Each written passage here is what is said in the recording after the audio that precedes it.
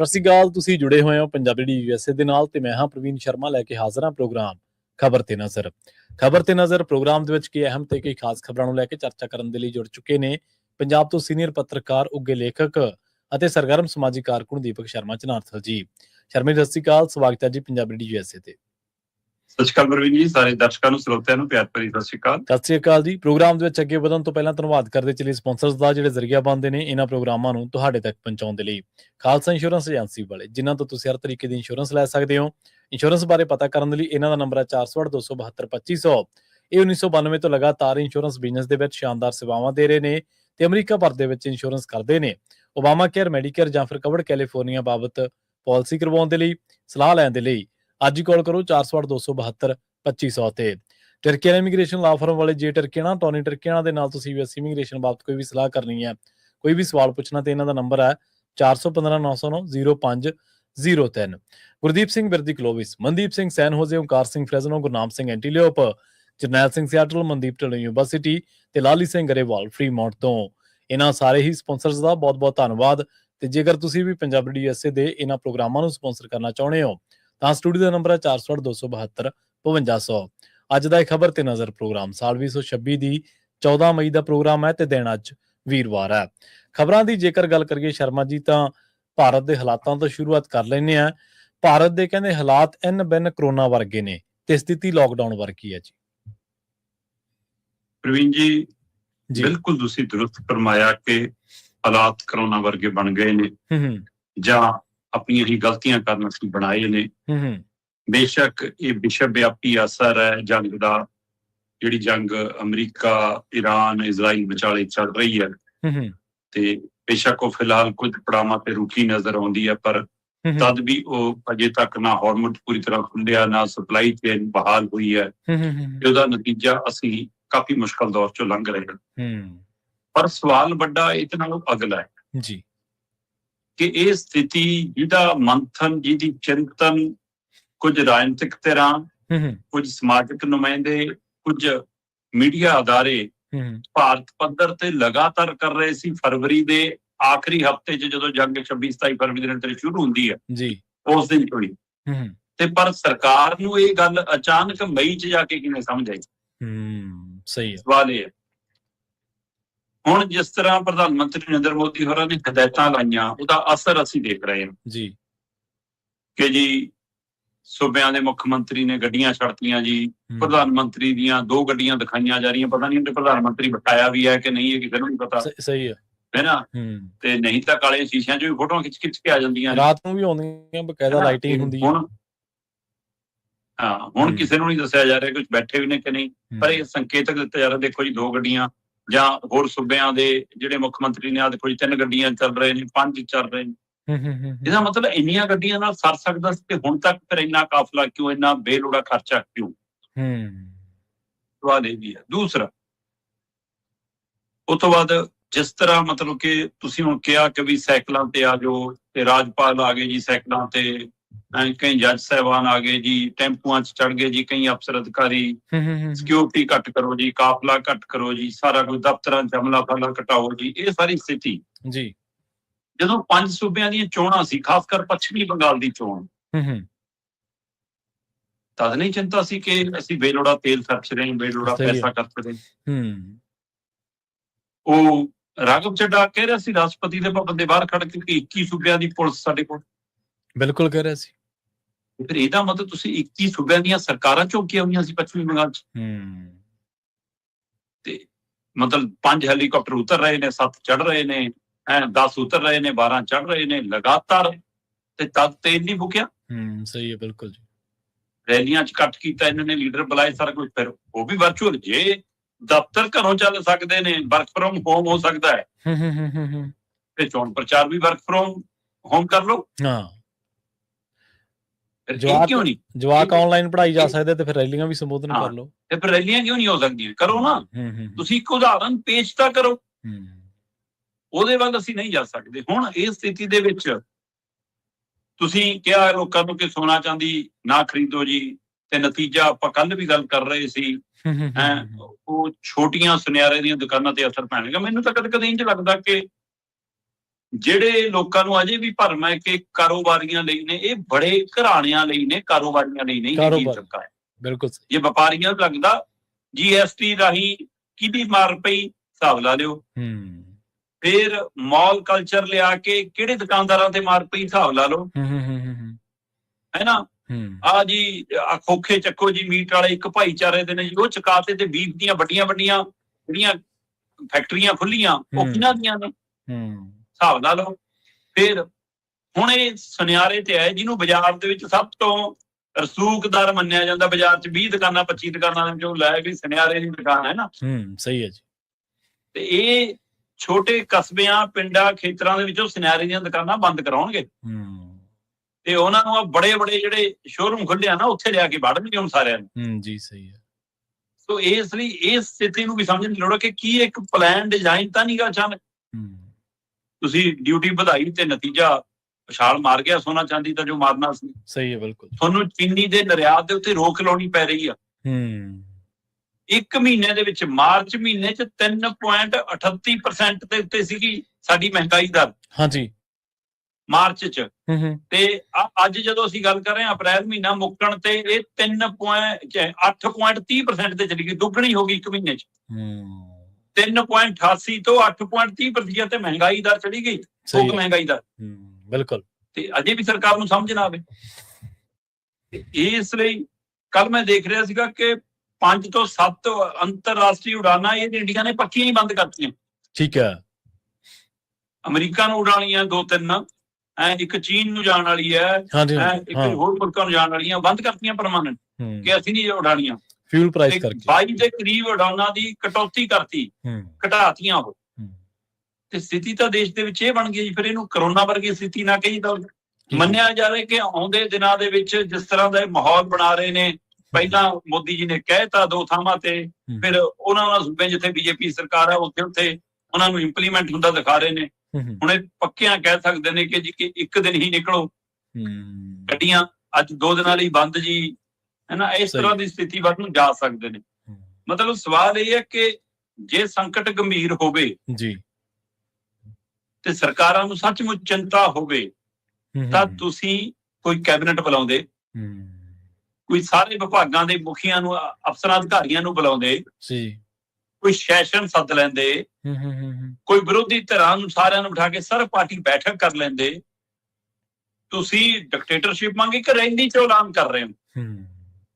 ਮਤਲਬ ਪ੍ਰਧਾਨ ਮੰਤਰੀ ਨੂੰ ਜਿਵੇਂ ਪਤਾ ਹੀ ਨਹੀਂ ਹੁੰਦਾ ਕਿ ਪ੍ਰਧਾਨ ਮੰਤਰੀ ਦੇ ਕੰਮ ਕੀ ਨੇ ਤੇ ਪਾਰਟੀ ਦੇ ਕੰਮ ਕੀ ਨੇ। ਸਹੀ ਹੈ ਜੀ। ਇੱਕ ਸੂਬੇ 'ਚ ਬਤੌਰ ਪ੍ਰਧਾਨ ਮੰਤਰੀ ਜਾ ਕੇ ਵੀ ਤੁਸੀਂ ਬੰਦੇ ਨੂੰ ਕਹੀ ਜਾਂਦੇ ਹੋ NDA ਮੇ ਆ ਜਾ, ਫਿਰ ਤੇਰਾ ਸਹੀ ਰਹੂਗਾ। ਤੇ ਰਾਸ਼ਟਰ ਦੇ ਨਾਲ ਸੰਬੋਧਨ ਕਰਦੇ ਤੁਸੀਂ ਕਹੀ ਜਾਂਦੇ ਇਹਨਾਂ ਨੂੰ ਵੋਟਾਂ ਨਹੀਂ ਪੈਣੀਆਂ, ਇਹਨਾਂ ਨੇ ਜੋ ਸੰਸਦ ਕੀਤਾ, ਮਤਲਬ ਤੁਸੀਂ ਉੱਥੇ ਹੀ ਵੋਟਾਂ ਮੰਗੀ ਜਾਂਦੇ ਹੋ। ਸੋ ਹਰ ਟਾਈਮ ਜਦੋਂ ਤੁਸੀਂ ਚੋਣ ਪ੍ਰਚਾਰ ਦੇ ਮੋੜ 'ਚ ਰਹਿੰਦੇ ਹੋ, ਹਰ ਟਾਈਮ ਜਦੋਂ ਤੁਸੀਂ ਪਾਰਟੀ ਦੇ ਲੀਡਰ ਬਣ ਕੇ ਕੰਮ ਕਰਦੇ ਹੋ, ਫਿਰ ਤੁਸੀਂ ਬਤੌਰ ਪ੍ਰਧਾਨ ਮੰਤਰੀ ਆਪਣੀਆਂ ਜ਼ਿੰਮੇਵਾਰੀਆਂ ਭੁੱਲ ਜਾਂਦੇ ਹੋ। ਬਿਲਕੁਲ ਦੇਸ਼ ਦੇ ਵਿੱਚ ਮਹਿੰਗਾਈ ਦਾ ਬਹੁਤ ਵੱਡਾ ਸੰਕਟ ਹੈ ਜੀ, ਹੈ ਨਾ। ਮਤਲਬ ਕਿ ਦੁੱਧ ਤੱਕ ਦਾ ਰੇਟ ਮਹਿੰਗਾ ਹੋ ਗਿਆ, 2-2 ਰੁਪਏ ਪ੍ਰਤੀ ਲੀਟਰ ਚੱਕਤਾ ਕੰਮ, ਜਿਹੜਾ ਵੇਰਕਾ, ਬੀਟਾ, ਅਮੂਲ। ਤੇ ਮੈਂ ਪਤਾ ਕਰਾਇਆ ਵੀ ਕਿ ਜਿਹੜੀਆਂ ਡੈਰੀਆਂ ਤੋਂ ਦੁੱਧ ਆਉਂਦਾ, ਜਿਹੜੇ ਕਿਸਾਨ ਦੁੱਧ ਪਾਉਂਦੇ ਨੇ, ਹੈ ਨਾ, ਉਹਨਾਂ ਨੂੰ ਕੁਝ ਦਿੱਤਾ, ਉਹਨਾਂ ਦਾ ਕੁਝ ਨਹੀਂ ਵਧਾਇਆ। ਸਹੀ ਹੈ। ਤੇ ਫਿਰ ਇਹ ਸਥਿਤੀ। ਸੋ ਇਸ ਲਈ ਦੇਸ਼ ਦੇ ਵਿੱਚ ਵੱਡਾ ਸੰਕਟ ਹੈ ਜੀ ਜੀ। ਪਰ ਇੱਥੇ ਸਾਡੀ ਨਾ ਵਿਦੇਸ਼ ਨੀਤੀ ਨੂੰ ਅਸੀਂ ਆਪਣੀ ਨੂੰ ਕਿਤੇ ਭੋਖ ਰਹੇ ਹਾਂ, ਨਾ ਦੇਸ਼ ਨੀਤੀ ਨੂੰ ਭੋਖ ਰਹੇ ਹਾਂ। ਮਤਲਬ ਜਦੋਂ ਅਮਰੀਕਾ ਨੇ ਸਾਡੇ ਤੇ ਥੋਪਿਆ ਉਹ ਅਮਰੀਕਾ ਵਾਲਾ ਸਮਝੌਤਾ, ਤਾਂ ਅਸੀਂ ਉਹਦੇ ਲਈ ਵਿਛ ਗਏ। ਅਸੀਂ ਧਿਆਨ ਨਹੀਂ ਕੀਤਾ ਕਿ ਕਰੋਨਾ ਕਾਲ ਦੇ ਦੌਰ ਦੇ ਵਿੱਚ ਸਾਡਾ ਸਾਥ ਦੇਣ ਵਾਲਾ ਰੂਸ ਵਰਗਾ ਮੁਲਕ ਸੀ, ਈਰਾਨ ਵਰਗੇ ਮੁਲਕ ਸੀ ਤਦ। ਸੋ ਇਸ ਲਈ ਇਹ ਬਹੁਤ ਗੰਭੀਰ ਸੰਕਟ ਵੱਲ ਅਸੀਂ ਵੱਧ ਰਹੇ ਹਾਂ। ਕਰੋਨਾ ਵਰਗੀਆਂ, ਲੋਕਡਾਊਨ ਵਰਗੀਆਂ ਸਥਿਤੀਆਂ ਬਣਦੀਆਂ ਦਿਖ ਰਹੀਆਂ ਨੇ। ਚਿੰਤਾ ਦੇ ਵਿੱਚ ਹੈ ਕਿ ਅੱਗੇ ਆਉਂਦੇ ਸਮੇਂ 'ਚ ਕੀ ਹੋਏਗਾ।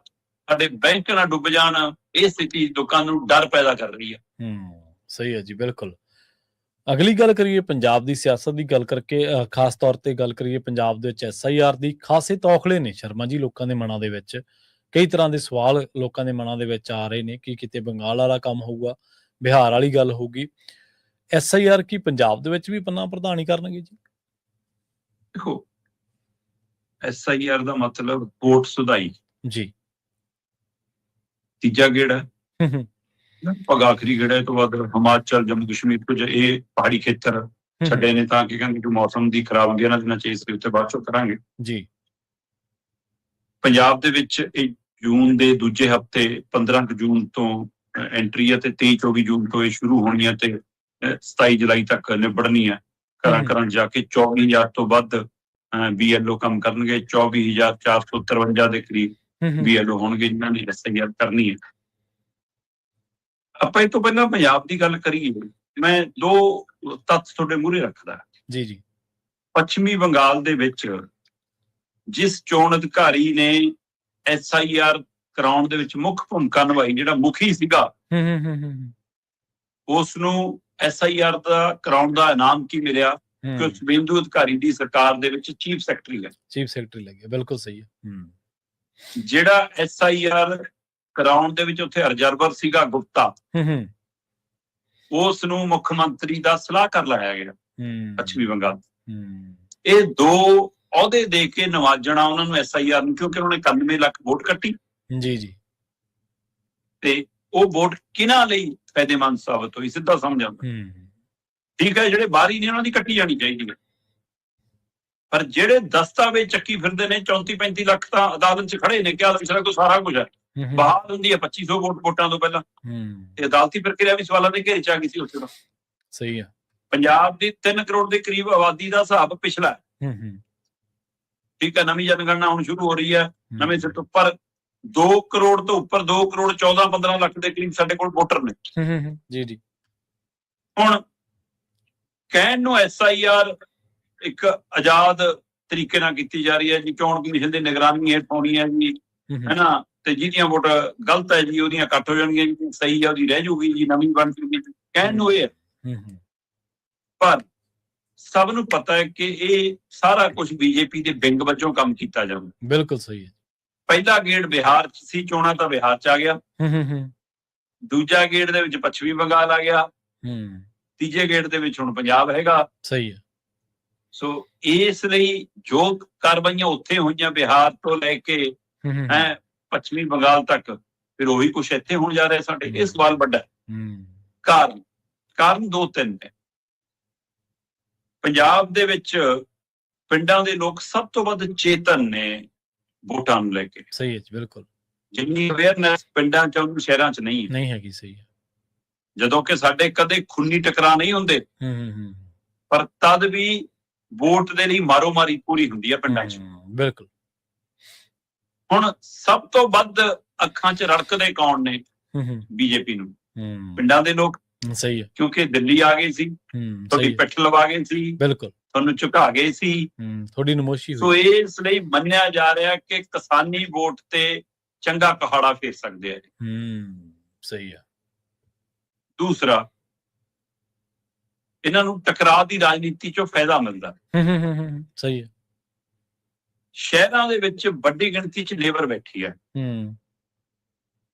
ਹੁਣ ਉਹ ਲੇਬਰ UP ਤੋਂ ਹੈ, ਉਹ ਲੇਬਰ ਬਿਹਾਰ ਤੋਂ ਹੈ, ਉਹ ਲੇਬਰ ਗੁਜਰਾਤ ਤੋਂ ਹੈ, ਹੋਰਨਾਂ ਸੂਬਿਆਂ ਤੋਂ ਹੈ।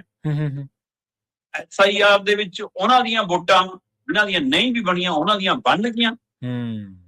ਤੇ ਸਥਾਨਕ ਲੋਕ ਜਿਹੜੇ ਇਹਨਾਂ ਨੂੰ ਲੱਗਦੇ ਨੇ ਕਿ ਸਾਨੂੰ ਕਦੇ ਵੀ ਨਹੀਂ ਪੈਣੇ, ਚਾਹੇ ਉਹ ਸਿੱਖੀ ਚੋਂ ਹੋਣ, ਚਾਹੇ ਉਹ ਵੋਕਲ ਲੋਕ ਹੋਣ, ਚਾਹੇ ਉਹ ਇਹਨਾਂ ਨੂੰ ਸਵਾਲ ਕਰਨ ਵਾਲੇ ਹੋਣ, ਚਾਹੇ ਉਹ ਕਿਸਾਨੀ ਚੋਂ ਹੋਣ, ਚਾਹੇ ਉਹ ਦਲਿਤ ਭਾਈਚਾਰੇ ਚੋਂ ਹੋਣ, ਚਾਹੇ ਕੁਝ ਹਿੰਦੂ ਚਿਹਰੇ ਹੋਣ, ਇਹਨਾਂ ਨੂੰ ਲੱਗਦਾ ਕਿ ਇਹਨਾਂ ਦੀਆਂ ਕਰ ਦੋ। ਪਰ ਜੇ ਸ਼ਹਿਰਾਂ ਦੇ ਨਾਲ ਲੱਗਦੀਆਂ ਸਲਮ ਏਰੀਆ ਦੇ ਵਿੱਚ ਅਚਾਨਕ ਵੋਟਾਂ ਵੱਧਦੀਆਂ ਤਾਂ ਨਤੀਜਾ ਇਹ ਆਊਗਾ ਕਿ ਫਲਾਣੇ ਸ਼ਹਿਰ ਤੋਂ ਫਲਾਣਾ ਜਿੱਤ ਗਿਆ। ਤੇ ਫਿਰ ਪੰਜਾਬੀਆਂ ਦੇ ਪਾੜੀ ਜਾਣ, ਸਰ ਜੀ ਇਹ ਤਾਂ ਵਪਾਰੀਆਂ ਨੇ ਪਾਤੀ ਜੀ, ਇਹ ਤਾਂ ਸ਼ਹਿਰੀਆਂ ਨੇ ਪਾਤੀ ਜੀ। ਮੈਂ ਨਹੀਂ ਕਹਿੰਦਾ ਕਿ ਉਧਰ ਔਲਾਦ ਨਹੀਂ ਹੋਣਗੇ, ਵਪਾਰੀ ਹੋਣਗੇ BJP ਕਰਨੀ, ਹਿੰਦੂ ਵਰਗ ਹੋਊਗਾ ਔਲਾਦ, ਕਿਉਂਕਿ ਜਿਵੇਂ ਧਰਮ ਦੀ ਰਾਜਨੀਤੀ ਕਰਦੇ ਨੇ, ਹੈ ਨਾ, ਝੁਕਾ ਤਾਂ ਹੁੰਦੇ ਹੀ ਲੋਕ। ਪਰ ਸਵਾਲ ਤਾਂ ਇਹ ਹੈ ਕਿ ਇਹਨਾਂ ਦਾ ਤਰੀਕਾ ਕਰਕੇ ਹੋਊਗਾ ਲੜਾਉਣ ਵਾਲਾ, ਇਹ ਤੋਂ ਵੀ ਅੱਗੇ ਜੀ। ਇਹਨਾਂ ਦੀ ਇੱਕ ਨੀਤੀ ਬੜੀ ਕਮਾਲ ਦੀ, ਜਿਹੜੀ ਕੋਈ ਵੀ ਰਾਜਨੀਤਿਕ ਧਿਰ ਅਪਣਾ ਨਹੀਂ ਸਕੀ ਅੱਜ ਤੱਕ। ਠੀਕ ਹੈ ਜੀ। ਉਹ ਹੈ ਪੰਨਾ ਪ੍ਰਧਾਨ ਵਾਲਾ ਫਾਰਮੂਲਾ। ਮੈਂ ਅੱਗੇ ਵੀ ਸ਼ਾਇਦ ਕਦੇ ਗੱਲ ਕੀਤੀ ਹੈ ਤੁਸੀਂ। ਹਾਂਜੀ, ਮੈਨੂੰ ਯਾਦ ਆ। ਇੱਕ ਵੋਟ ਸੂਚੀ ਹੈ ਇੱਕ ਸ਼ਹਿਰ ਦੀ, ਮੰਨ ਲਓ ਉਸ ਵੋਟ ਸੂਚੀ ਦੇ 80 ਪੰਨੇ ਨੇ ਜੀ। ਹਰ ਪੰਨੇ ਤੇ ਮੰਨ ਲਓ 50-60 ਵੋਟਾਂ ਨੇ। ਤੇ 80 ਪੰਨਿਆਂ ਦੇ ਇਹਨਾਂ ਨੇ 80 ਪ੍ਰਧਾਨ ਲਾਏ ਹੁੰਦੇ ਆ। ਉਹਨਾਂ 50-60 ਵੋਟਾਂ ਚੋਂ ਇੱਕ ਬੰਦਾ ਜਿਹੜਾ ਇਹਨਾਂ ਦੀ ਪਾਰਟੀ ਨਾਲ ਸੰਬੰਧਿਤ ਉਹਨੂੰ ਪੰਨਾ ਪ੍ਰਧਾਨ ਬਣਾਇਆ ਹੁੰਦਾ। ਠੀਕ ਹੈ ਜੀ। ਕਿ ਇਸ ਪੇਜ ਤੇ 60 ਵੋਟਾਂ ਨੇ, 60 ਦੇ ਵਿੱਚੋਂ 31 ਵੋਟਾਂ ਤੈਅ ਪਾਉਣੀਆਂ ਤਾਂ ਕਿ ਅਸੀਂ ਇੱਕ ਵੋਟ ਨਾਲ ਤੇਰੇ ਪੇਜ ਤੋਂ ਜਿੱਤ ਕੇ ਲਈਏ। 31 ਤੋਂ ਘੱਟ ਥੱਲੇ ਨਹੀਂ ਜਾਣੀ ਚਾਹੀਦੀ, ਉੱਪਰ ਹੋਣੀ ਚਾਹੀਦੀ ਹੈ। ਤੇਰੀ ਜ਼ਿੰਮੇਵਾਰੀ ਆ। ਸਹੀ ਹੈ। ਇੱਕ ਪੰਨੇ ਦਾ ਇੱਕ ਪ੍ਰਧਾਨ। ਹੋਰ ਪਾਰਟੀਆਂ ਇਸ ਤਰ੍ਹਾਂ ਕਿਤੇ ਇਸ ਤਰੀਕੇ ਨਾਲ ਕੰਮ ਨਹੀਂ ਕਰਦੀਆਂ। ਹੁਣ ਜਿਹੜਾ ਬੰਦਾ 60 ਵੋਟਾਂ ਤੇ ਨਿਗਾਹ ਰੱਖ ਰਿਹਾ ਜੀ, ਉਹਨੂੰ ਬੀਜੇਪੀ ਕੱਲੇ ਦਾ ਪਤਾ ਹੁੰਦਾ ਕਿ ਅਕਾਲੀਆਂ ਨੂੰ ਪਊ, ਕਾਂਗਰਸ ਨੂੰ ਪਊ, ਬੀਜੇਪੀ ਨੂੰ ਪਊ, ਆਜ਼ਾਦ ਪਊ, ਜਾਂ ਇਹ ਕਿਵੇਂ ਹੈ। ਮਤਲਬ ਹੋਰ ਨਾ ਸੀ ਉਹਨੂੰ ਇਹ ਤਾਂ ਪਤਾ ਹੁੰਦਾ ਕਿ ਆਹ ਸਾਨੂੰ ਨਹੀਂ ਪੈਣੀ। ਸਹੀ ਹੈ। ਜਿਹੜੀ ਪੰਨਾ ਪ੍ਰਧਾਨ ਨੂੰ ਇਹ ਪਤਾ ਕਿ ਸਾਨੂੰ ਨਹੀਂ ਪੈਣੀ ਤੇ ਉਹਦੀ ਜ਼ਿੰਮੇਵਾਰੀ ਵੋਟ ਪਵਾਉਣ ਦੀ ਹੈ। ਕਿਤੇ ਵੋਟ ਪਵਾਉਣ ਵਾਲੇ ਪੰਨਾ ਪ੍ਰਧਾਨ ਦੀ ਜ਼ਿੰਮੇਵਾਰੀ ਵੋਟ ਕਟਾਉਣ ਦੀ ਤਾਂ ਨਹੀਂ ਲਾਊਗੀ ਬੀਜੇਪੀ। ਬਿਲਕੁਲ। ਕਿ ਕਟਵਾ ਬਈ ਤੂੰ ਦੱਸ। ਇਹ ਜਿਹੜੀਆਂ ਤੇ ਤਾਂ ਇਹ ਲੱਗਦਾ ਕਿ ਹਾਂ ਇਹ ਕਿਸੇ ਨੂੰ ਵੀ ਪੈ ਸਕਦੀਆਂ, ਕਿਸੇ ਚ ਆਪਣੇ ਆਪ ਨੂੰ ਵੀ ਰੱਖ ਕੇ ਦੇਖਣਗੇ, ਉਹਨੀਆਂ ਨਹੀਂ ਕੱਟਣਗੇ। ਜਿਹੜੀਆਂ ਲੀਕ ਮਾਰ ਕੇ ਪਤਾ ਕਿ ਤਾਂ ਸਾਨੂੰ ਕਦੇ ਵੀ ਨਹੀਂ ਪੈਣੀ, ਉਹਦੀ ਕੱਟ ਦੋ। ਸਹੀ ਹੈ। ਇਹ ਤਰੀਕਾ ਅਪਣਾਇਆ ਜਾ ਸਕਦਾ। ਹੁਣ ਇਹ ਪੰਜਾਬ ਵਾਲਿਆਂ ਨੇ ਦੇਖਣਾ ਕਿ ਇਸ ਨਾਲ ਕਿਵੇਂ ਨਜਿੱਠਣਾ ਜੀ। ਸੋ ਇਹ ਵੱਡੀ ਚੁਣੌਤੀ ਹੋਏਗੀ। ਜੇ SIR ਉਹਨਾਂ ਦੇ ਪੱਛਮੀ ਬੰਗਾਲ ਵਾਲੇ, ਬਿਹਾਰ ਵਾਲੇ ਫਾਰਮੂਲੇ ਨਾਲ ਹੋ ਗਈ, ਫਿਰ 2027 ਚ ਬੀਜੇਪੀ ਨੂੰ ਜਿੱਤਣ ਤੋਂ ਕੋਈ ਨਹੀਂ ਰੋਕ ਸਕਦੇ। ਇਹ ਹਿਸਾਬ ਲਾ ਕੇ ਰੱਖ। ਸਹੀ ਹੈ। ਜਿਹੜਾ ਤੁਸੀਂ ਨੁਕਤਾ ਚੁੱਕਿਆ ਕਿ ਕੀ ਪੰਨਾ ਪ੍ਰਧਾਨ ਦਾ ਕੰਮ ਵੋਟਾਂ ਪਵਾਉਣ ਦਾ ਜਾਂ ਵੋਟਾਂ ਕਟਾਉਣ ਦਾ, ਆਪਾਂ ਦੇਖਿਆ ਸ਼ਰਮਾ ਜੀ, ਇਹ ਪੰਜਾਬ ਦੇ ਵਿੱਚ ਵੋਟਾਂ ਦੀ ਸੁਧਾਈ ਕਰਨ ਇੱਕ ਹੋਰ ਗੱਲ ਹੈ, ਪਰ ਇੱਕ ਖਾਸ ਵਰਗ ਦੀਆਂ, ਇੱਕ ਖਾਸ ਵਿਰੋਧੀ ਪਾਰਟੀ ਦੇ ਨਾਲ ਸੰਬੰਧਿਤ ਲੋਕਾਂ ਦੀਆਂ ਵੋਟਾਂ ਕੱਟ ਦੇਣੀਆਂ, ਉਹ ਇੱਕ ਹੋਰ ਗੱਲ ਹੈ। ਵੋਟ ਸੁਧਾਈ ਚ ਤਾਂ ਫਿਰ ਇਹ ਨਹੀਂ ਦੇਖਿਆ ਜਾਂਦਾ ਕਿ ਉਹਦਾ ਜੈਂਡਰ ਕੀ ਹੈ ਬੰਦੇ ਦਾ, ਉਹ ਕਿਹੜੀ ਪਾਰਟੀ ਵੱਲ ਝੁਕਾਇਆ, ਜਾਂ ਉਹ ਕਿਸ ਭਾਈਚਾਰੇ ਤੋਂ ਹੈ, ਇਹ ਨਹੀਂ ਦੇਖਿਆ ਜਾਂਦਾ। ਉਹ ਤਾਂ ਇਹ ਹੈ ਵੀ ਜੇ ਹਾਜ਼ਰ ਹੈ ਜਾਂ ਗੈਰ ਹਾਜ਼ਰ ਹੈ, ਜਾਂ ਉਹਦੀ ਮੌਤ ਹੋ ਚੁੱਕੀ ਹੈ ਤਾਂ ਉਹਦੀ ਵੋਟ ਕੱਟ ਦਿੱਤੀ ਜਾਂਦੀ ਹੈ। ਇਹਦੇ ਨਾਲੋਂ ਵੀ ਜ਼ਿਆਦਾ ਗੱਲ ਕੋਈ ਇਸ ਗੱਲ ਦੀ ਜਾਂਚ ਕਰੂਗਾ ਕਿ ਜਦੋਂ ਬਿਹਾਰ ਚ ਵੋਟਾਂ ਪਈਆਂ ਤੇ ਬਿਹਾਰ ਦੀਆਂ ਵੋਟਾਂ ਤੋਂ ਬਾਅਦ ਕਿੰਨੀਆਂ ਵੋਟਾਂ ਉੱਥੋਂ ਛੱਡ ਕੇ ਹੋਰ ਸੂਬਿਆਂ ਚ ਗਈਆਂ। ਸਹੀ ਹੈ। ਸਹੀ, ਬਿਲਕੁਲ। ਜਦੋਂ ਰਾਜਸਥਾਨ ਦੀ ਚੋਣ ਤੱਕ ਕੋਈ ਵੋਟ ਰਾਜਸਥਾਨ ਆਈ, ਫਲੋਟਿੰਗ ਵੋਟ ਹੈ। ਜਦੋਂ ਦਿੱਲੀ ਚੋਣਾਂ ਸੀ ਉਹ ਵੋਟ ਦਿੱਲੀ ਗਈ। ਜਦੋਂ ਹੁਣ ਪੱਛਮੀ ਬੰਗਾਲ ਸੀ ਉਹ ਵੋਟ ਪੱਛਮੀ ਬੰਗਾਲ ਗਈ। ਸਹੀ ਹੈ। ਤੇ ਕੀ ਉਹੀ ਵੋਟ ਹੁਣ ਪੰਜਾਬ ਚ ਆਊਗੀ? ਕੀ ਇਹ ਰੈਂਟ ਐਗਰੀਮੈਂਟ ਫੈਕਟਰੀਆਂ ਦੇ EMPLOYEE ਦਿਖਾ ਕੇ ਵੱਡਾ ਖੇਲ ਚੱਲ ਰਿਹਾ? ਸਹੀ ਹੈ। ਇਹ ਵੀ ਜਾਂਚ ਦਾ ਵਿਸ਼ਾ ਹੈ। ਬਿਲਕੁਲ ਜੀ, ਬਿਲਕੁਲ। ਅਗਲੀ ਗੱਲ ਕਰੀਏ ਚੋਣ ਕਮਿਸ਼ਨਰ ਦੀ ਨਿਯੁਕਤੀ ਦੇ ਮਾਮਲੇ ਦੀ। ਇਸ ਮਾਮਲੇ ਦੇ ਵਿੱਚ ਸੁਪਰੀਮ ਕੋਰਟ ਨੇ ਸਖਤੀ ਦਿਖਾਈ ਹੈ ਜੀ। ਬਿਲਕੁਲ। ਸੁਪਰੀਮ ਕੋਰਟ ਥੋੜਾ ਜਿਹਾ ਸਵਾਲ ਖੜਾ ਕੀਤਾ। ਗੰਭੀਰ ਇੱਕ ਪਟੀਸ਼ਨ ਗਈ ਉਹਨਾਂ ਕੋਲ ਸੁਣਵਾਈ ਦੇ ਲਈ ਚੋਣ ਕਮਿਸ਼ਨ ਦੀ ਨਿਯੁਕਤੀ ਤੇ। ਪ੍ਰਵੀਨ ਜੀ, ਚੋਣ ਕਮਿਸ਼ਨ ਦੀ ਨਿਯੁਕਤੀ ਦਾ ਇੱਕ ਫਾਰਮੂਲਾ ਸੀਗਾ ਸਾਡੇ ਕੋਲ ਕਿ ਵੀ ਦੇਸ਼ ਦੇ ਪ੍ਰਧਾਨ ਮੰਤਰੀ ਸਾਹਿਬ ਜੀ, ਵਿਰੋਧੀ ਧਿਰ ਦੇ ਲੀਡਰ ਤੇ ਚੀਫ ਜਸਟਿਸ ਸਾਹਿਬ, ਇਹ ਤਿੰਨ ਨੁਮਾਇੰਦੇ ਬੈਠ ਕੇ ਡਿਸਾਈਡ ਕਰਦੇ ਨੇ ਕਿ ਆਪਾਂ ਕਿਹਨੂੰ ਚੁਣਨਾ। ਹੁਣ ਮੰਨਿਆ ਕੀ ਜਾਂਦਾ ਕਿ ਪ੍ਰਧਾਨ ਮੰਤਰੀ ਸਾਹਿਬ ਜਿਸ ਵਿਅਕਤੀ ਦੇ ਉੱਤੇ ਉਂਗਲ ਧਰਨਗੇ ਉਹ ਵਿਰੋਧੀ ਧਿਰ ਦੇ ਲੀਡਰ ਨੂੰ ਮਨਜ਼ੂਰ ਨਹੀਂ ਹੋਣਾ। ਜਿਸ ਨੂੰ ਵਿਰੋਧੀ ਧਿਰ ਦੇ ਲੀਡਰ ਚੁਣਨਗੇ ਉਸ ਨੂੰ ਪ੍ਰਧਾਨ ਮੰਤਰੀ ਮਨਜ਼ੂਰ ਨਹੀਂ ਕਰਨਗੇ। ਫਿਰ ਇੱਕ ਵੋਟ ਇਹੀ ਜਿਹੀ ਚਾਹੀਦੀ ਹੈ ਜਿਹਦੇ ਉੱਤੇ ਦੋ ਹੀ ਤਰ੍ਹਾਂ ਯਕੀਨ ਕਰਦੀਆਂ ਹੋਣ ਤੇ ਉਹ ਜਿਹਨੂੰ ਕਹਿ ਦੇਣ ਉਹ ਬਣ ਜਾਵੇ ਤੇ ਉਹ ਮੰਨਿਆ ਜਾਂਦਾ ਚੀਫ ਜਸਟਿਸ ਸਾਹਿਬ। ਤੇ ਇਸ ਲਈ ਉਹਨਾਂ ਦੀ ਵੋਟ ਰੱਖੀ ਗਈ ਕਿ ਜਿੱਥੋਂ ਸਹਿਮਤੀ ਨਾ ਬਣੀ ਤਾਂ ਉਹਨਾਂ ਤੀਜੀ ਵੋਟ ਡਿਸਾਈਡੇਬਲ ਵੋਟ ਹੋਊਗੀ। ਸਹੀ ਹੈ। ਹੁਣ ਇਹਨਾਂ ਨੇ ਕੀ ਕੀਤਾ, ਚੋਣ ਕਮਿਸ਼ਨ ਦੀ ਨਿਯੁਕਤੀ ਦੇ ਵਿੱਚੋਂ ਚੀਫ ਜਸਟਿਸ ਦੀ ਛੁੱਟੀ ਕਰਤੀ। ਠੀਕ ਹੈ ਜੀ। ਬਕਾਇਦਾ ਸੰਸਦ ਚ ਬਹੁਮਤ ਸੀਗਾ, ਕਾਨੂੰਨ ਬਣਾਇਆ ਕਿ ਲਓ ਜੀ ਹੁਣ ਤੋਂ ਜੇ ਚੋਣ ਕਮਿਸ਼ਨਰ ਚੁਣਨਾ ਹੈ, ਚਾਹੇ ਮੁੱਖ ਚੁਣਨਾ ਚਾਹੇ ਸਹਾਇਕ ਚੁਣਨੇ ਨੇ, ਉਹਦੀ ਚੋਣ ਦੇ ਲਈ ਇੱਕ ਪ੍ਰਧਾਨ ਮੰਤਰੀ, ਇੱਕ ਵਿਰੋਧੀ ਧਿਰ ਦਾ ਲੀਡਰ ਤੇ ਤੀਜਾ ਉਹਦੇ ਵਿੱਚ ਪ੍ਰਧਾਨ ਮੰਤਰੀ ਵੱਲੋਂ ਤੈਅ ਕੀਤਾ ਨੁਮਾਇੰਦਾ ਉਹਨਾਂ ਦੀ ਕੈਬਨਿਟ ਦਾ ਕੋਈ ਵੀ। ਤੇ ਉਹਨੂੰ ਕੈਬਨਿਟ ਦਾ ਮੰਤਰੀ ਦੱਸੋ ਜੀ, ਉਹਦਾ ਪ੍ਰਧਾਨ ਮੰਤਰੀ ਜੇ ਦਿਨ ਨੂੰ ਰਾਤ ਕਹਿਣਗੇ ਉਹ ਤਾਂ ਰਾਤ ਕਹੂਗਾ। ਉਹ ਕਿਉਂ ਉਹਨਾਂ ਤੋਂ ਬਾਹਰ ਜਾਊਗਾ ਜਿਹਦੇ ਕਰਕੇ ਉਹਨਾਂ ਨੂੰ ਸਾਰਾ ਕੁਝ ਮਿਲਿਆ ਅਗਲੇ ਨੂੰ ਜੀ। ਸਹੀ ਹੈ। ਸੋ ਇਸ ਲਈ ਇਹ ਕੋਈ ਅਰਥ ਨਹੀਂ ਰਹਿੰਦਾ ਫਿਰ ਕਿ ਵਿਰੋਧੀ ਧਿਰ ਦੇ ਲੀਡਰ ਦੀ ਵੋਟ ਦਾ ਕੋਈ ਮਾਇਨੇ ਨਹੀਂ ਪਿਆ। ਇਸ ਨੂੰ ਲੈ ਕੇ ਸੁਪਰੀਮ ਕੋਰਟ ਨੇ ਕੱਲ ਸਖਤ ਸਵਾਲ ਕੀਤਾ ਵੀ ਕਿ ਜੇ ਡਿਸਾਈਡ ਤੁਸੀਂ ਕਰਨਾ ਦੋ ਜਣਿਆਂ ਨੇ ਫਿਰ ਕੀ ਕਹਿਣ ਰੱਖਿਆ ਨੂੰ ਤੋੜ ਦੋ। ਹੁਣ ਕੀ ਮਾਨਯੋਗ ਸੁਪਰੀਮ ਕੋਰਟ ਇੱਕ ਕਹਿਣ ਤੋਂ ਝਿਜਕ ਰਹੀ ਹੈ ਕਿ ਤੁਸੀਂ ਚੀਫ ਜਸਟਿਸ ਨੂੰ ਕਿਉਂ ਬਾਹਰ ਕੀਤਾ? ਕੀ ਉਹ ਇਸ ਦੇ ਉੱਤੇ ਮੰਥਨ ਕਰ ਰਹੇ ਨੇ ਕਿ ਆਪਾਂ ਕਾਨੂੰਨ 'ਚ ਸੋਧ ਕਰਨ ਦਾ ਹਦਾਇਤ ਦੇ ਸਕਦੇ ਹਾਂ ਸਰਕਾਰ ਨੂੰ ਕਿ ਨਹੀਂ ਸੋਧ ਕਰਕੇ ਦੁਬਾਰਾ ਲਿਆਓ ਪੁਰਾਣੇ ਫਾਰਮੂਲੇ ਤੇ ਜੀ, ਜਾਂ ਫਿਰ 2 ਮੈਂਬਰੀ ਕਮੇਟੀ ਬਣਾ ਲਓ ਤੇ ਕਰੀ ਜਾਓ ਆਪੇ ਜੋ ਕਰਨਾ। ਕਿਉਂਕਿ ਇਸੇ ਤਰ੍ਹਾਂ CBI ਦਾ ਮੁਖੀ ਜੇ ਚੁਣਨਾ ਤਾਂ ਵੀ ਇਸੇ ਤਰ੍ਹਾਂ ਦਾ ਫਾਰਮੂਲਾ ਉਹ ਫਾਰਮੂਲਾ ਜੇ ਹੈਗਾ ਬਰਕਰਾਰ, ਉਹ ਚ ਚੀਫ ਜਸਟਿਸ ਸਾਹਿਬ ਹੈਗੇ, ਪਰ ਇਹ ਚੋਂ ਤੁਸੀਂ ਬਾਹਰ ਕਰਤਾ। ਸੂਚਨਾਯੋਗ ਵਾਲੇ ਚ ਹੈਗਾ, ਉਹ ਚੋਂ ਤੁਸੀਂ ਲਗਭਗ ਬਾਹਰ ਕਰਤਾ। ਸਾਰੇ ਫਾਰਮੂਲਿਆਂ ਤੇ ਇਹਨਾਂ ਨੇ ਲਿਆਂਦਾ। ਇੱਕ ਦੇ ਵਿੱਚ ਹੈਗਾ ਕਿ ਜੀ ਪ੍ਰਧਾਨ ਮੰਤਰੀ, ਗ੍ਰਹਿ ਮੰਤਰੀ ਤੇ ਵਿਰੋਧੀ ਧਿਰ ਦਾ ਲੀਡਰ। ਹੁਣ ਜਿੱਥੇ ਪ੍ਰਧਾਨ ਮੰਤਰੀ ਤੇ ਗ੍ਰਹਿ ਮੰਤਰੀ ਇੱਕ ਪਾਸੇ ਹੋਣਗੇ ਤਾਂ ਪਹਿਲਾਂ ਹੀ ਜੋੜੀ ਹੈ। ਸੋ ਇਸ ਪ੍ਰਕਿਰਿਆ ਦੇ ਉੱਤੇ ਸਵਾਲ ਇਸ ਲਈ ਵੱਡਾ ਹੁੰਦਾ ਹੈ ਕਿ ਇਕੱਲਾ ਚੋਣ ਨਿਯੁਕਤੀ ਦਾ ਮਸਲਾ ਨਹੀਂਗਾ। ਚੋਣ ਨਿਯੁਕਤੀ ਤੋਂ ਅੱਗੇ ਆ ਕੇ ਤੁਸੀਂ ਜੋ ਕੁਛ ਕੀਤਾ, ਸਵਾਲ ਉਸਨੇ ਹੋਰ ਸ਼ੰਕੇ ਪੈਦਾ ਕੀਤੇ। ਜਦੋਂ ਤੁਸੀਂ ਕਿਹਾ ਕਿ ਚੋਣ ਕਮਿਸ਼ਨਰ ਜੋ ਵੀ ਕਰੂਗਾ ਉਹਦੀ ਕਦੇ ਇਨਕੁਆਇਰੀ ਨਹੀਂ ਹੋਊਗੀ, ਚਾਹੇ ਉਹ ਔਨ ਡਿਊਟੀ ਰਹੇ, ਚਾਹੇ ਉਹ ਡਿਊਟੀ ਤੋਂ ਲਾਂਭੇ ਹੋ ਜਾਵੇ, ਸਰਕਾਰ ਜਿਹਦੀ ਮਰਜ਼ੀ ਆਉਂਦੀ ਰਹੇ, ਉਹਦੇ ਖਿਲਾਫ ਕੋਈ ਸਵਾਲ ਨਹੀਂ। ਫਿਰ ਇਹਦੇ ਕੀ ਅਰਥ ਨੇ? ਤੇ ਫਿਰ ਲੋਕ ਦੇਖ ਰਹੇ ਨੇ ਜੀ ਕਿ ਚੋਣ ਕਮਿਸ਼ਨ ਆਜ਼ਾਦ ਸੰਸਥਾ ਨਾ ਰਹਿ ਕੇ, ਹੈ ਨਾ, ਜਿਵੇਂ CBI ਮੰਨਿਆ ਜਾਂਦਾ ਸੀ ਇੰਦਰਾ ਰਾਜੀਵ ਦੇ ਰਾਜ ਚ ਕਿ ਸਰਕਾਰ ਦਾ ਤੋਤਾ ਹੈ, ਤੇ ਇਹ ਉਵੇਂ ਤੁਹਾਡੇ ਲਈ ਗੁੱਟਰਗੂ ਕਰਦਾ ਹੈ। ਸਹੀ ਹੈ। ਪੂਰੀ ਤਰ੍ਹਾਂ ਜਦੋਂ BJP ਦਾ ਵਿੰਗ ਬਣ ਕੇ ਵਿਚਰ ਰਿਹਾ ਤਾਂ ਫਿਰ ਇਹ ਸਵਾਲ ਇਸ ਲਈ ਵੱਡਾ ਹੋ ਜਾਂਦਾ। ਹੁਣ ਮਾਨਯੋਗ ਸੁਪਰੀਮ ਕੋਰਟ ਨੇ ਸੰਕੇਤ ਤਾਂ ਦਿੱਤੇ ਤਿੱਖਾ ਸਵਾਲ ਕਰਕੇ, ਪਰ ਪਿਛਾਂ ਨੂੰ ਜਦੋਂ ਝਾਤ ਮਾਰਦੇ ਆ ਪਿਛਲੇ 5-7 ਸਾਲਾਂ ਦੇ ਵਿੱਚ ਕਈ ਫੈਸਲੇ ਅਜਿਹੇ ਨੇ ਕਿ ਮੁੱਢਲਾ ਰੁਝਾਨ ਬੜਾ ਤਿੱਖਾ, ਤਲਖ ਤੇ ਸਖਤ ਆਉਂਦਾ ਦਿਖਦਾ, ਪਰ ਫੈਸਲਾ ਕੁਝ ਹੋਰ ਤਰ੍ਹਾਂ ਦਾ ਆ ਜਾਂਦਾ ਕਈ ਵਾਰ। ਸੋ ਇਸ ਲਈ ਅਜੇ ਬਹੁਤ ਕੁਝ ਦੇਖਣਾ ਬਾਕੀ ਹੈ ਜੀ। ਬਿਲਕੁਲ ਬਿਲਕੁਲ। ਤੇ ਅਗਲੀ ਖਬਰ ਵੀ ਸ਼ਾਇਦ ਇਹਨਾਂ ਚੀਜ਼ਾਂ ਦੇ ਨਾਲ ਹੀ ਜਾ ਜੁੜਦੀ ਹੈ। ਪੰਜਾਬ ਦੇ ਵਿੱਚ ਜਿਹੜੀ ED ਦੀ ਕਾਰਵਾਈ ਜਾਰੀ ਹੈ ਜੀ, ਉਹ ਵੀ ਤਾਂ ਇੱਕ ਹਿਸਾਬ ਦੇ ਨਾਲ ਸਿੱਧੇ ਤੌਰ ਤੇ ਕੇਂਦਰ ਦੀ ਰਾਜਨੀਤੀ ਦੇ ਨਾਲ ਹੀ ਜਾ ਜੁੜਦੀ ਹੈ। ਦੇਖੋ, ਕੇਂਦਰ ਏਜੰਸੀਆਂ ਦੀ ਦੁਰਵਰਤੋਂ ਤਾਂ ਦੱਬ ਕੇ ਕਰਦਾ ਜੀ। ਤੇ ਹੁਣ ਉਹਨਾਂ ਸੂਬਿਆਂ ਤੋਂ ਵਿਹਲੇ ਹੋ ਕੇ ਇੱਧਰ ਨੂੰ ਆਉਣਾ ਨਾ, ਕਿਉਂਕਿ ਚੋਣਾਂ ਨਿਕਲ ਨੇ। ਇਸ ਲਈ ਉਹ ਤੋਂ ਪਹਿਲਾਂ ਉਹ ਸੜਕ ਬਣਾਉਣ ਤੋਂ ਪਹਿਲਾਂ ਰੋੜੀ ਚੱਕਣ ਵਾਲੇ ਵੀ ਆਉਂਦੇ ਨੇ, ਫਿਰ ਝਾੜੂ ਮਾਰਨ ਵਾਲੇ ਵੀ ਆਉਂਦੇ ਨੇ, ਫਿਰ ਲੁੱਕ ਪਾਉਣ ਵਾਲੇ ਵੀ ਆਉਂਦੇ ਨੇ, ਹੈਨਾ, ਫਿਰ ਉਹਦੇ ਪਰ ਰੋਲਰ ਫਿਰਦਾ ਨਾ।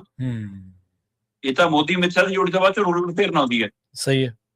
ਇਸ ਲਈ ਇਹ ਤਾਂ ਪਹਿਲਾਂ ਇਹ ਕੰਮ ਕਰਨ ਭੇਜੇ ਹੋਏ ਨੇ ਸਾਰਾ ਕੁਝ ਕਿ ਤਿਆਰੀ ਕਰੋ ਜਾ ਕੇ। ਹੁਣ ਪਰ ਇਹਦਾ ਮਤਲਬ ਇਹ ਨਹੀਂਗਾ ਕਿ ਸਾਡੇ ਅਫਸਰ, ਸਾਡੇ ਸਿਆਸਤਦਾਨ ਬੜੇ ਦੁੱਧ ਧੋਤੇ ਨੇ। ਜੇ ਤੁਸੀਂ ਗਲਤੀਆਂ ਕੀਤੀਆਂ ਨੇ ਤਾਂ ਇਹ ਤਰਸਯੋਗ ਨਹੀਂ ਗਏ, ਤੇ ਇਸ ਲਈ ਇਹਨਾਂ ਨੂੰ ਮੌਕਾ ਦਿੱਤਾ ਤੇ ਅਗਲਿਆਂ ਨੇ ਫਿਰ ਮੌਕਾ ਸਾਂਭ ਲਿਆ। ਹੁਣ ਭੁਗਤੋਗੇ ਤੁਸੀਂ। ਸਹੀ ਹੈ। ਸੰਜੀਵ ਅਰੋੜਾ ਗਿਰਫਤ ਚ ਹਾਈ ਕੋਰਟ ਚ ਰੌਲਾ ਪਾ ਰਿਹਾ ਕਿ ਮੈਨੂੰ ਰਾਹਤ ਦਿਓ ਜੀ, ਮੇਰੇ ਤੇ ਕਾਰਵਾਈ ਨਹੀਂ ਬਣਦੀ ਜੀ, ਏਦਾਂ ਨਹੀਂ ਹੋ ਸਕਦਾ। ਪਰ ED ਅਜੇ ਵੀ ਨਹੀਂ ਰੁਕ ਰਹੀ। ED ਬੁੱਧਵਾਰ ਨੂੰ ਆਈ ਸੀ ਲੁਧਿਆਣੇ ਚ, ਠੀਕ ਹੈ ਜੀ, ਤੇ ਕੱਲ ਸ਼ਾਮ ਤੱਕ ਉੱਥੇ ਰਹੀ। ਇੱਕ ਧਾਗਾ ਦਾ ਕਾਰੋਬਾਰੀ ਹੈ, ਠੀਕ ਹੈ, ਤੇ ਉਹ ਸੰਜੀਵ ਅਰੋੜਾ ਦਾ ਨੇੜਲਾ ਪਹਿਲਾਂ ਵੀ ਉਹ ਦਾਇਰੇ ਚ ਆ ਚੁੱਕਿਆ, ਦੁਬਾਰਾ ਉਹਦੇ ਰੇਡ ਪਈ ਹੈ। ਪੂਰੇ 1.5 ਦਿਨ, ਪੌਣੇ 2 ਦਿਨ ਉਹਦੇ ਰੇਡ ਛੱਡੀ ਜੀ। ਹਾਂ, ਇਹ ਵੱਖਰੀ ਗੱਲ ਹੈ ਕਿ ਜਿਹਨਾਂ ਤੋਂ ਅਜੇ ਵੀ ਝੋਲੇ ਡਿਗੇ ਸੀ, ਜਿਹੜੀਆਂ ਨਵੀਂ ਮੰਜ਼ਿਲਾਂ ਤੋਂ ਜਿਨ੍ਹਾਂ ਦੇ ਨਾਮ ਆਏ ਸੀ, ਉਧਰ ਨੂੰ ਅਜੇ ਰੁੱਖ ਨਹੀਂ ਹੋਇਆ, ਕਿਉਂਕਿ ਉਸ ਰਾਹ ਦਾ ਜਾ ਕੇ ਗੇਟ ਜਿਹੜਾ ਹੈ ਉਹ ਮੁੱਖ ਮੰਤਰੀ ਦੇ ਘਰ ਦੇ ਵੱਲ ਹੀ ਖੁੱਲਦਾ ਹੈ। ਸਹੀ ਹੈ। ਉਧਰ ਨੂੰ ਅਜੇ ਰੁੱਖ ਨਹੀਂ ਕੀਤਾ ਜੀ। ਸਹੀ। ਤੇ ਉਹਨਾਂ ਦੇ ਜਿਨ੍ਹਾਂ ਦੇ ਨਾਮ ਬੋਲੇ ਸੀ ਉਹਨਾਂ ਨੂੰ ਤਾਂ ਨਿਯੁਕਤੀਆਂ ਮਿਲ ਰਹੀਆਂ ਮੁੱਖ ਮੰਤਰੀ ਸਾਹਿਬ ਵੱਲੋਂ, ਤੇ ਉਹਨਾਂ ਨੂੰ ਤਾਂ ਰੁਤਬੇ ਉੱਚੇ ਹੋ ਰਹੇ ਨੇ। ਇਹਦਾ ਮਤਲਬ ਕੀ ਕੋਈ ਸੈਟਿੰਗ ਦਾ ਖੇਲ ਵੀ ਹੋ ਗਿਆ ਜੀ। ਸਹੀ ਹੈ। ਕੋਈ ਸੈਟਲਮੈਂਟ ਵੀ ਹੈ, ਕੋਈ ਗੁਪਤ ਸਮਝੌਤਾ ਵੀ ਹੈ, ਜਾਂ ਫਿਰ ED ਪੱਕੇ ਪੈਰੀ ਆਊਗੀ ਕਿ ਪਹਿਲਾਂ ਥੱਲੇ ਵਾਲੀਆਂ ਸਾਰੀਆਂ ਥੱਲੀਆਂ ਕੱਢ ਲਈਏ, ਬਿਲਕੁਲ, ਫਿਰ ਆਵਾਂਗੇ। ਇਹ ਆਉਣ ਵਾਲਾ ਸਮਾਂ ਦੱਸੂਗਾ। ਪੰਜਾਬ ਦੇ ਵਿੱਚ ਟਕਰਾਅ ਦੀ, ਬਦਲਾਖੋਰੀ ਦੀ ਰਾਜਨੀਤੀ ਹੋਰ ਵੱਡੀ ਹੁੰਦੀ ਦੇਖੋਗੇ ਤੁਸੀਂ। ਇਹ ਚਿੰਤਾਜਨਕ ਸਥਿਤੀ ਆ ਸਾਡੇ ਜੀ। ਬਿਲਕੁਲ। ਤੇ ਜਾਂਦੇ ਜਾਂਦੇ ਗੱਲ ਕਰੀਏ ਸ਼ਰਮਾ ਜੀ, ਨਿਗਮ ਚੋਣਾਂ ਦੀ NOC ਇੱਥੇ ਵੀ ਨਹੀਂ ਮਿਲ ਰਿਹਾ, ਜਿਵੇਂ ਆਪਾਂ ਪੰਚਾਇਤੀ ਚੋਣਾਂ ਦੇ ਵਿੱਚ ਦੇਖਿਆ ਸੀਗਾ, ਤੇ ਘਮਸਾਨ ਮਚਿਆ ਪਿਆ ਜੀ ਪੰਜਾਬ ਦੇ ਵਿੱਚ। ਦੇਖੋ, ਚੋਣ ਕਮਿਸ਼ਨ ਵੱਲੋਂ ਕਿਹਾ ਗਿਆ ਜੀ ਕਿ NOC ਦੀ ਲੋੜ ਨਹੀਂ, ਤੁਸੀਂ ਸੈਲਫ ਇੱਕ ਸਰਟੀਫਿਕੇਟ ਦੇ ਸਕਦੇ ਹੋ, ਸੈਲਫ ਐਫੀਡੈਵਿਟ ਦੇ ਸਕਦੇ ਹੋ, ਹੈਨਾ, ਪਰ ਉੱਥੇ ਨਾ ਐਫੀਡੈਵਿਟ ਕੋਈ ਲੈਣ ਵਾਲਾ ਨਾ ਦੇਣ ਵਾਲਾ। ਵਿਭਾਗਾਂ ਜਿਹਨਾਂ ਤੋਂ NOC ਲੈਣੀ, ਉੱਥੇ ਜਦੋਂ ਸਰਕਾਰ ਦੇ ਬੰਦਿਆਂ ਨੇ ਲੈਣੀ ਹੁੰਦੀ, ਆਮ ਆਦਮੀ ਪਾਰਟੀ ਨੇ ਲੈਣੀ ਹੁੰਦੀ ਹੈ, ਫਿਰ ਤਾਂ ਉਹਨਾਂ ਨੂੰ ਕਲਰਕ ਵੀ ਚੁੱਪ ਕਰਕੇ ਫੜਾ ਦਿੰਦਾ ਕਿ ਲਓ ਜੀ ਬਣਾ ਕੇ ਰੱਖੀ ਹੈ ਤੁਹਾਡੀ, ਲੈ ਜਾਓ। ਤੇ ਦੂਆਂ ਦੀ ਵਾਰ ਨੂੰ ਕੁਰਸੀ ਤੇ ਬੈਠੇ ਨੇ ਜੀ, ਡਿਊਟੀ ਤੇ ਗਏ ਨੇ ਜੀ, ਰਾਉਂਡ ਤੇ ਗਏ ਨੇ ਜੀ, ਹੈ ਨਹੀਂ ਜੀ ਅੱਜ ਛੁੱਟੀ ਹੈ ਜੀ, ਹੈ ਨਾ ਜੀ, ਇੰਨੇ ਵਜੇ ਆਇਓ ਜੀ, ਲੋਕ ਭੱਜੇ ਫਿਰ ਰਹੇ ਨੇ। ਸੋ ਇਹ ਤਰੀਕਾਕਾਰ ਸਰਕਾਰ ਦੇ ਖਿਲਾਫ ਮੁਖਾਲਫਤ ਖੜੀ ਕਰ ਦਿੰਦਾ ਜੀ। ਸਹੀ ਹੈ। ਮਤਲਬ ਇਹ ਜ਼ਰੂਰੀ ਨਹੀਂ ਹੁੰਦਾ ਕਿ ਨਿਗਮ ਚੋਣਾਂ ਦੇ ਵਿੱਚ ਜਿਹੜਾ ਬੰਦਾ MC ਖੜਾ ਹੋ ਰਿਹਾ ਕਿਸੇ ਹੋਰ ਧਿਰ ਵੱਲੋਂ, ਧੜੇ ਵੱਲੋਂ, ਉਹ ਵਿਧਾਨ ਸਭਾ ਚੋਣਾਂ ਦੇ ਵਿੱਚ ਵੀ ਉਸੇ ਧਿਰ ਵੱਲੀ ਰਹੇ। ਕਈ ਵਾਰ ਉਹਦੀ ਲੜਨ ਦੀ ਲਾਲਸਾ ਆਪਣੀ ਨਿੱਜ ਕਰਕੇ ਵੀ ਹੁੰਦੀ ਹੈ। ਬਿਲਕੁਲ। ਉਹਦੇ ਆਪਣੇ ਮਹੱਲੇ 'ਚ ਰਸੂਖ ਕਰਕੇ ਵੀ ਹੁੰਦੀ ਹੈ। ਤੇ ਜੇ ਤੁਸੀਂ ਪਾਰਟੀ ਚੋਣ ਨਿਸ਼ਾਨ ਤੇ ਲੜ ਰਹੇ ਹੋ ਤੇ ਤੁਹਾਡੀ ਪਾਰਟੀ ਇੱਕ ਨੂੰ ਟਿਕਟ ਲਊਗੀ ਤਾਂ ਕਿਸੇ ਹੋਰ ਪਾਸੇ ਵੀ ਜਾ ਕੇ ਅਗਲਾ ਟਿਕਟ ਹਾਸਲ ਕਰਨ ਦੀ ਕੋਸ਼ਿਸ਼ ਕਰਦਾ ਹੈ। ਪਰ ਵਿਧਾਨ ਸਭਾ ਚੋਣਾਂ 'ਚ ਜੇ ਉਹ ਤੁਹਾਡੇ ਕਨੀ ਰਿਹਾ ਤਾਂ ਦੁਬਾਰਾ ਵੀ ਤੁਹਾਡੇ ਨਾਲ ਆ ਸਕਦਾ ਹੈ ਨਾ। ਪਰ ਤੁਸੀਂ ਇਹ ਸੰਭਾਵਨਾਵਾਂ ਆਪ ਹੀ ਬੰਦ ਕਰ ਰਹੇ ਹੋ ਜੀ, ਇਹ ਰਾਹ ਸਾਰੇ ਆਪ ਹੀ ਬੰਦ ਕਰ ਰਹੇ ਨੇ। ਸੋ ਬਿਲਕੁਲ ਜਿਹੋ ਜਿਹਾ ਪੰਚਾਇਤੀ ਚੋਣਾਂ ਛਾਲ ਸੀ ਉਹੀ ਜਿਹਾ ਹੀ ਬਿਲਕੁਲ ਨਿਗਮ ਚੋਣਾਂ 'ਚ ਦਿਖ ਰਿਹਾ ਕਿ ਅਧਿਕਾਰੀ ਸੀਟਾਂ ਤੇ ਨਹੀਂ ਮਿਲ ਰਹੇ ਤੇ ਐਨਓਸੀ ਲਈ ਉਮੀਦਵਾਰ ਭੱਜੇ ਫਿਰ ਰਹੇ ਨੇ। ਤੇ ਜਿਹੜਾ ਇਹ ਕਹਿੰਦਾ ਹਮਲਾ ਫਲ ਹੈ ਕਿ ਬਿਨਾਂ ਇਹ ਤੋਂ ਵੀ ਆ ਜਾਓ, ਉਹ ਤੋਂ ਬਿਨਾਂ ਵੀ ਕਾਗਜ਼ ਲੈਣ ਲਈ ਤਿਆਰ ਨਹੀਂ ਹੈਗੇ। ਐਨਓਸੀ ਤਾਂ ਲੱਗੀ ਨਹੀਂ ਜੀ ਅਜੇ, ਤਾਂ ਮਤਲਬ ਕਿ ਐਨਓਸੀ ਵਾਲਾ ਵਰਤਾਰਾ ਜਦੋਂ ਤੁਹਾਨੂੰ ਆਉਂਦੇ ਦਿਨਾਂ ਦੇ ਵਿੱਚ ਕਾਗਜ਼ ਫਾੜ ਜਿਹੜੀਆਂ ਹੋਣਗੀਆਂ, ਇਹ ਖਬਰਾਂ ਵੀ ਤਾਂ ਹੋਣੀਆਂ ਨੇ। ਹਾਂਜੀ ਹਾਂਜੀ ਬਿਲਕੁਲ। ਪਿਛਲੇ ਵਾਰੀ ਇੱਕ ਵੀਡੀਓ ਬੜੀ ਵਾਇਰਲ ਹੋਈ ਸੀ ਜਿਹਦੇ ਵਿੱਚ ਖੋ ਕੇ ਤੇ ਮੁੜ ਕੇ ਉਹ ਤੋਂ ਭੱਜਿਆ ਵੀ ਨਹੀਂ ਗਿਆ ਤੇ ਬਾਅਦ ਦੇ ਵਿੱਚ ਇਹਨਾਂ ਦੀ ਇੱਕ ਐਮਐਲਏ ਕਹਿੰਦਾ ਸੀ ਉਹਦਾ ਫਕੀਰ ਬੰਦਾ ਜੋ ਤਾਂ ਆਮ ਮਾਤੜ ਬੰਦਾ ਜੀ, ਮਾਤੜ ਬੰਦੇ ਲੋਕਾਂ ਦੇ ਕਾਗਜ਼ ਥੋੜੋ ਖੋਂਦੇ ਫਿਰਦੇ।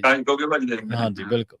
ਤੇ ਸ਼ਰਮਾ ਜੀ, ਇਹਨਾਂ ਖਾਸ ਖਬਰਾਂ ਦੇ ਖਾਸ ਜਾਣਕਾਰੀਆਂ ਦੇ ਲਈ ਤੁਹਾਡਾ ਬਹੁਤ ਧੰਨਵਾਦ ਜੀ। ਸਤਿ ਸ਼੍ਰੀ ਅਕਾਲ ਜੀ।